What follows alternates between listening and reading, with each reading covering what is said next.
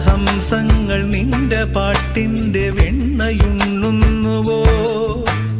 പകുതി പൂക്കുന്ന പാരിജാതങ്ങൾ പ്രാവുപോൽ നെഞ്ചിലമരുന്നോ? ഉറുകി നിൽക്കുന്ന നിന്റെ യൗവനം രുദ്രവീണയായി പാടുന്നു.